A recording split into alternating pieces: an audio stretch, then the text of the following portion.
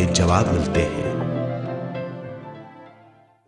ये और इससे ज्यादा पाने के लिए हर दिन ध्यान करना चाहिए। ध्यान किसी भी जगह किया जा सकता है।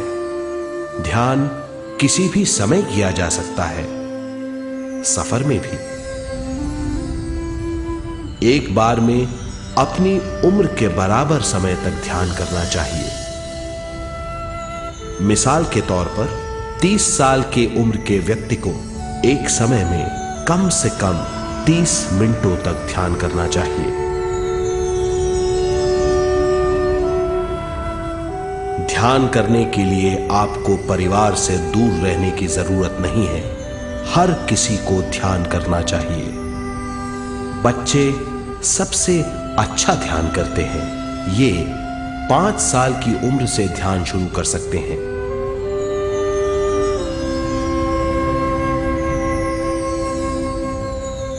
ध्यान करने के लिए आपको किसी गुरु या मास्टर की जरूरत नहीं है। आपका गुरु या मास्टर आपके भीतर है। आपका सांस आपका गुरु है। ये सबके लिए है।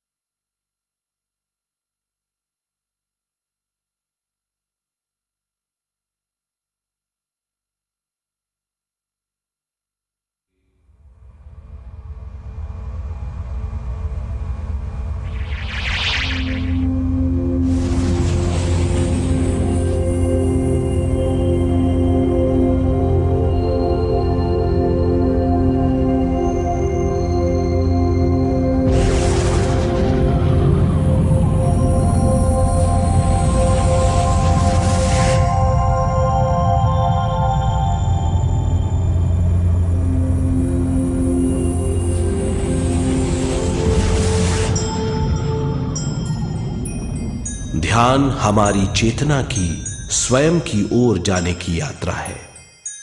स्वयं तक पहुंचने के लिए हमें मन और शरीर को उत्कृष्ट बनाना पड़ता है। जब हम स्वयं पहुंच जाते हैं, तब हमें भरपूर विश्व शक्ति मिलती है। ज्यादा विश्व शक्ति हमें ज्ञान के क्षेत्र में ले जाती है।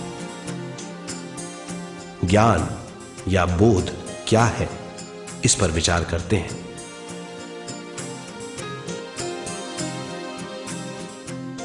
ध्यान हमारे ज्ञान को ऊंचे स्तर तक ले जाता है। ज्ञान और कुछ नहीं, केवल एक अनुभव है। अनुभव और कुछ नहीं, केवल अपने आप में पूरी तरह डूब जाना है। ज्यादा से ज्यादा ध्यान करने से हमें ज्यादा शक्ति मिलती है। इस ज्यादा शक्ति से हम हर चीज में ज्यादा ग्रस्त हो जाते हैं और इस तरह हम ज्यादा ज्ञान प्राप्त करते हैं।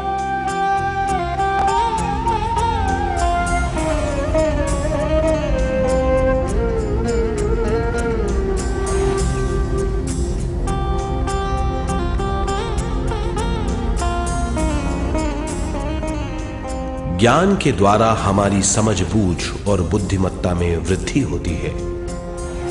इस समझबूझ से हम समझ जाते हैं, हम केवल शरीर और मन ही नहीं है। हम समझ जाते हैं कि हम एक अद्भुत जीव हैं। और ज्यादा समझ के द्वारा अपनी समस्याओं से छुटकारा पा सकते हैं। ज्यादा शक्ति और ज्यादा ज्ञान हमारी चेतना का विस्तार करता है। चेतना का विस्तार ही आत्मा का ध्येय है। ज्यादा ज्ञान हमें विशिष्ट इंद्रियों द्वारा मिलता है, जैसे दिव्य चक्षु और सूक्ष्म शरीर।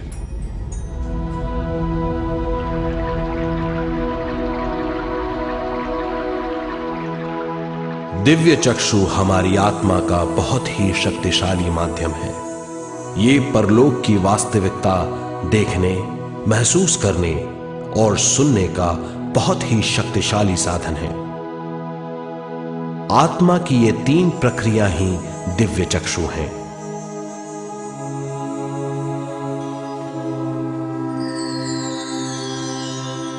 ज्यादा से ज्यादा ध्यान करने से ज्यादा शक्ति बहने लगती है।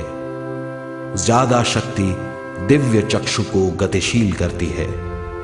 ध्यान करने के लिए यह अनोखा अनुभव है।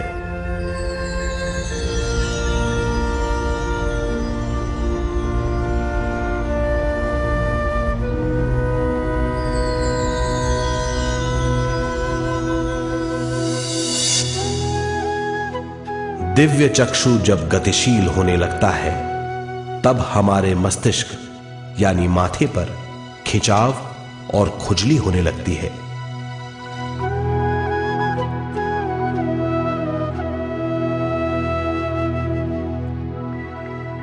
हमें विभिन्न रंगों की झलकियां अपने चारों ओर घूमती हुई दिखाई देती हैं।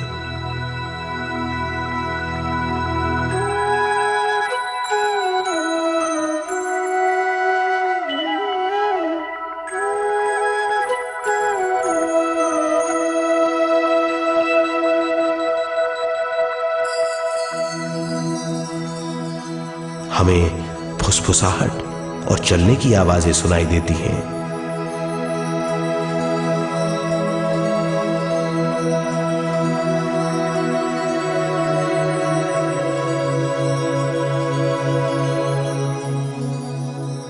हमें लगता है कि जैसे हम घुप अंधेरी सुरंग में यात्रा कर रहे हैं।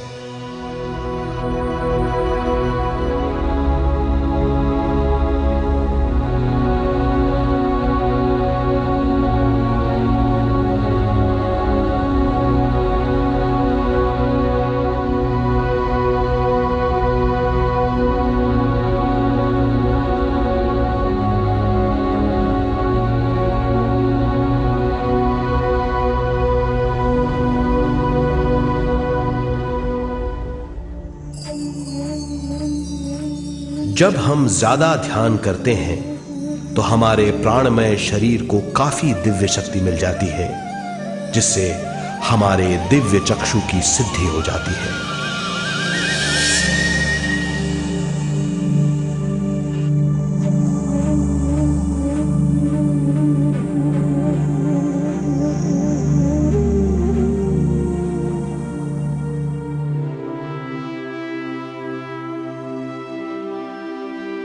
हमें ये स्तर और दूसरे स्तर साफ दिखाई देने लगते हैं। दिव्य चक्षु की संपूर्णता से हमें बहुत सी चीजें आंखों से ज्यादा साफ दिखाई देने लगती है।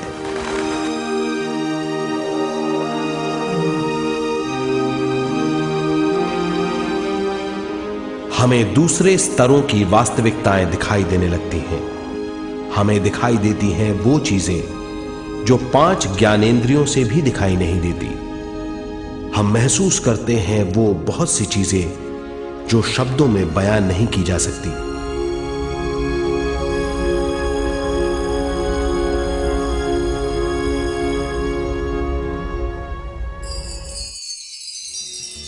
हमें सुनाई देती हैं पार्श्व ध्वनियां, दूसरे स्तर के वाद्यों की आवाजें।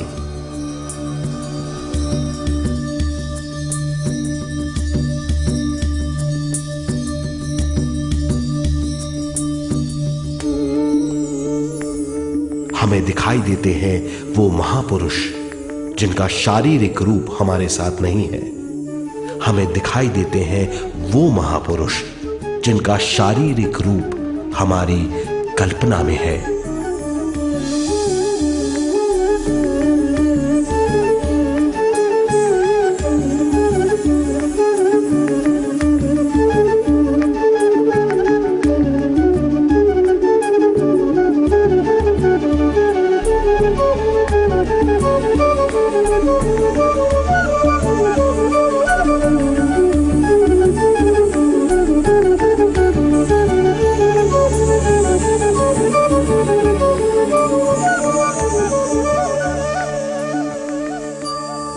और अधिक ध्यान करने से हमें वो महापुरुष तीव्र ज्योति के रूप में दिखाई देते हैं।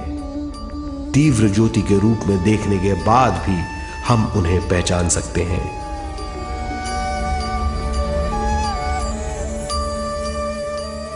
हम महापुरुषों का संदेश सुन सकते हैं।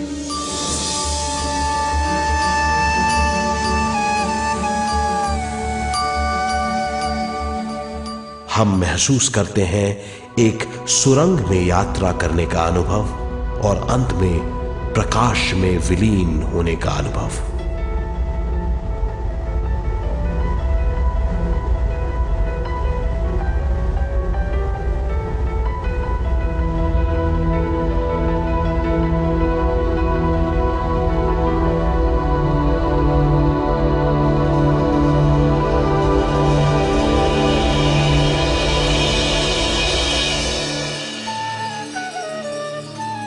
हम जानते हैं कि दिव्य चक्षु के अनुभवों के द्वारा हम अपनी सारी समस्याओं का समाधान महापुरुषों द्वारा भेजे गए संदेशों से कर सकते हैं या दूसरे लोगों की वास्तविकताओं द्वारा एक अनुभव के रूप में।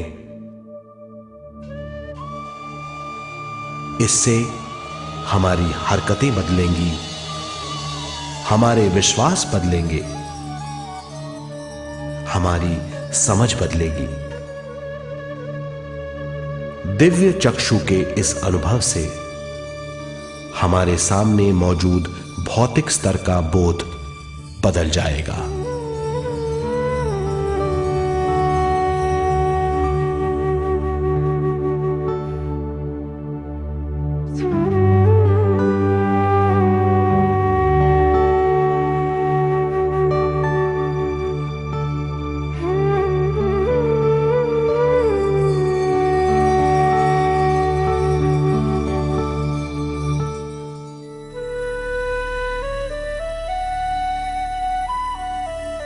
आइए अब हम स्वयं यानी शरीर के दूसरे साधनों की जानकारी लेते हैं। सूक्ष्म शरीर स्वयं का वो साधन है जो दूसरे लोगों को ज्ञान देता है।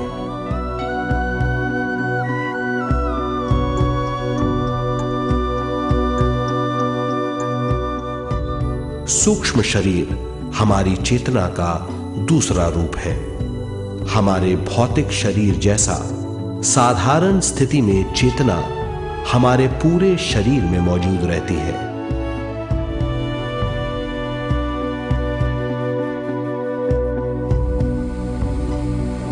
सोते समय अनजाने में हम सूक्ष्म शरीर की तरंगों का अनुभव करते हैं। इन्हें हम स्वप्न कहते हैं। जागृत अवस्था में हम सूक्ष्म शरीर का अनुभव